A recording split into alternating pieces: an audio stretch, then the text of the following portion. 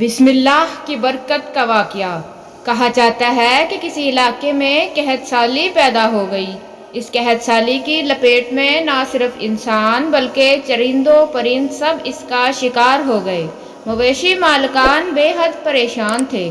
اس دوران ایک مسجد کے مولوی نے جمعہ کے خطبے میں نہایت یقین کے ساتھ یہ بات بتائی کہ اللہ کا نام لے کر یعنی بسم اللہ پڑھ کر دریا کو حکم دیا جائے تو وہ بھی نافرمانی نہیں کرتا۔ خطبہ سننے والوں میں ایک چرواہا بھی موجود تھا۔ مولوی کی یہ بات اس کے دل میں اتر گئی اور اس بات پر اس کا یقین کامل ہو گیا۔ اس نے واپس آ کر اپنی بکریاں کھولی اور سیدھا دریا پر چلا گیا۔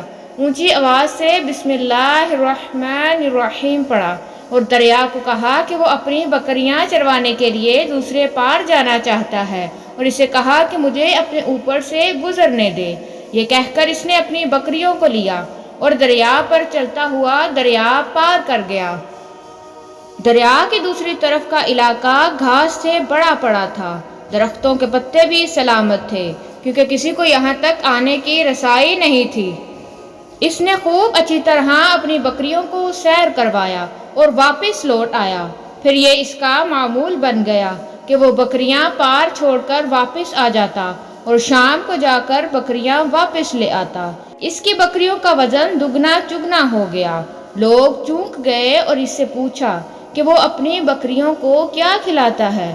وہ سیدھا سادہ اور صاف دل نوجوان تھا۔ اس نے صاف صاف بات بتا دی کہ جناب میں تو بسم اللہ الرحمن الرحیم پڑھ کر دریا پر چل کر اپنی بکریاں دوسری طرف چروانے لے جاتا ہوں۔ یہ بات سب نے سنی مگر کسی نے اس چرواہے کی بات پر یقین نہیں کیا کیونکہ یہ ایک ناقابل یقین بات تھی۔ مگر بات ہوتے ہوتے مولوی صاحب کے پاس پہنچ گئی۔ مولوی صاحب نے اس چرواہے کو بلایا اور سارا ماجرا پوچھا۔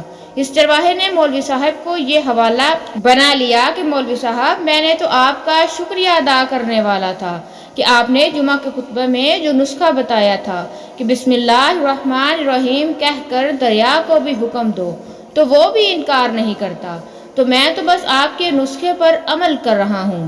مولوی صاحب حیرت سے اس کے چہرے کو دیکھتے رہے۔ مولوی صاحب نے کہا بھائی صاحب ایسی باتیں تو ہم جمعہ میں کرتے ہیں، فقط ان کا مقصد لوگوں کا ایمان بنانا ہے۔ مگر بکریوں والا ڈٹا رہا کہ میں تو بس بسم اللہ کہہ کر پانی پر چلتا ہوں اور بکریاں سمیت پانی پار چلا جاتا ہوں۔ آخرکار مولوی صاحب نے صبح خود یہ تجربہ کرنے کی ٹھانی، جسے دیکھنے چرواہے سمیت پورا علاقہ بھی آ گیا۔ مجمع زیادہ تھا۔ مولوی صاحب نے ایک دو بار سوچا کہ انکار کر دوں کہ کہیں ڈوب نہ جاؤں، مگر جو مولوی صاحب کو کندھے پر اٹھا کر لائے تھے اب بھی جوش و خروش سے اللہ اکبر کے نعرے لگا رہے تھے اور مولوی صاحب کے حق میں تعریفیں کر رہے تھے۔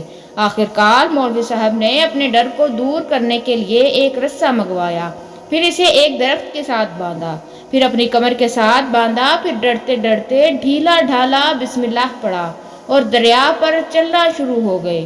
مگر پہلا ہی قدم رکھا تھا کہ پانی میں گر گئے۔ مولوی صاحب ڈبکیاں کھانے لگے اور پانی کے بہاؤ میں بہنا شروع ہو گئے۔ لوگوں نے کھینچ کھینچ کر باہر نکالا۔ مولوی صاحب کی اس حرکت کو چرواہے کو پریشان کر دیا۔ مولوی صاحب کی بسم اللہ کو یہ کیا ہو گیا ہے، کیونکہ اس کا یہ روز کا معمول تھا۔ اس کے اپنے یقین میں کوئی فرق نہ آیا۔ اس نے بسم اللہ کہہ کر بکریوں کو پانی کی طرف اشارہ کیا اور خود ان کے پیچھے چلتا ہوا پار چھوڑ کر واپس آ گیا۔ لوگ اسے ولی اللہ سمجھ رہے تھے اور اس کے حق میں نعرے لگا رہے تھے، مگر وہ سب سے بے نیاز سیدھا سادہ انسان تھا۔ وہ مولوی صاحب کے پاس پہنچا اور کہا مولوی صاحب میں آپ کی بسم اللہ کی تعریف سے کافی پریشان تھا، مگر پانی پر چلتے ہوئے آپ کی بسم اللہ کی بیماری کا پتہ چل گیا۔ اس چرواہے نے درخت سے باندھی رسی کی طرف اشارہ کیا اور کہا مولوی صاحب یہ ہے آپ کی بسم اللہ کی بیماری۔ آپ کی بسم اللہ کی برکت کو یہ رسہ کھا گیا۔ آپ کو اللہ اور بسم اللہ سے زیادہ اس رسہ پر بھروسہ تھا، لہٰذا اللہ نے بھی آپ کو رسی کے حوالے کر دیا۔ پھر کہنے لگا مولوی صاحب آپ بھی کمال کرتے ہیں، میں نے آپ کے منہ سے سنا اور یقین کر لیا اور میرے اللہ نے میرے یقین کی لاج رکھی، مگر آپ نے اللہ کا کلام سنا کر مگر یقین نہیں کیا، لہذا آپ کو اللہ نے رسوا کر دیا۔ محترم عزیز دوستو، یہی کچھ ہمارا حال ہے۔ ہماری نمازوں اور دعاؤں کا حال بھی یقین سے خالی ہے۔